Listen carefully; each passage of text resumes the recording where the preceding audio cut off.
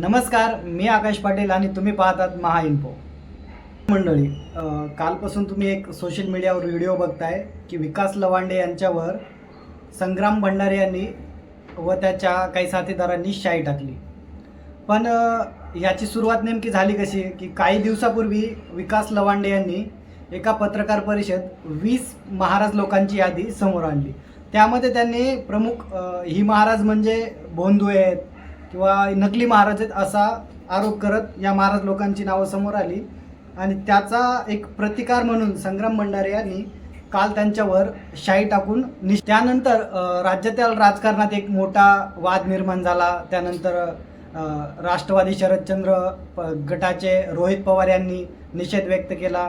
त्याचबरोबर काँग्रेसचे हर्षवर्धन सपकाळ, सुषमा अंधारे व यासह अनेक नेत्यांनी या घटनेचा निषेध व्यक्त करत लवांडे यांना पाठिंबा दिला. तर भारतीय जनता पार्टीच्या नेत्यांनी संग्राम भंडारे यांच्या या कृतीचे समर्थन केले.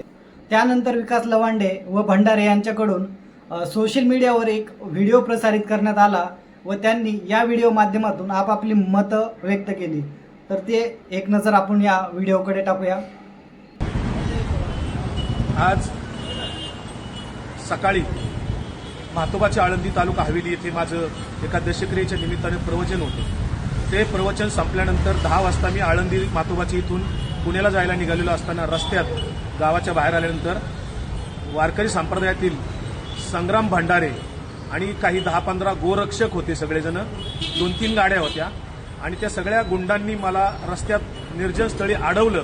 माझी गाडीवर मला उतरून माझ्या अंगावर 2-3 शाईच्या बाटल्या ओतल्या, मला धक्काबुक्की केली आणि 2 जणांच्याकडे रिव्हॉल्वर होते. ते सगळेजण मला जीवे मारण्याची धमकी देत होते. त्यात लोक हा विकास लवांडे गेल्या अनेक दिवसांपासून ज्या गुरुवर्यांनी आम्हाला हिंदू धर्माची शिकवण दिली, आम्हाला लहानचं मोठं केलं, त्या गुरुवर्यांबद्दल जर आक्षेपार्ह विधानं करत असेल, त्यांना घुसखोर म्हणत असेल, धर्मांध म्हणत असेल, मनुवादी म्हणत असेल, तर ते आम्ही कसं सहन करू? गेल्या अनेक दिवसांपासून तो सारखाच आमच्या वारकरी संप्रदायातील गुरुवर्यांवर टीका करतोय. तर तुम्ही हे व्हिडिओ कालपासून बघत आलात, आताही बघितले.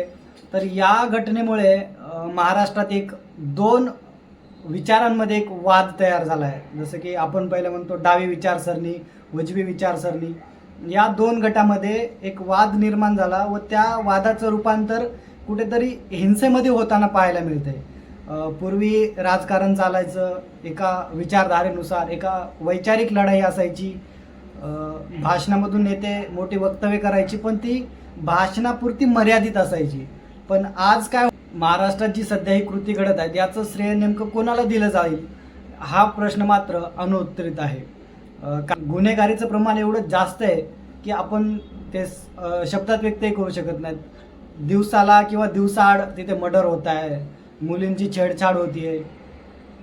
पण कुठेतरी याला राजकीय नेते, राज्याचे गृहमंत्री हेच जबाबदार आहेत हे मात्र निश्चित आहे.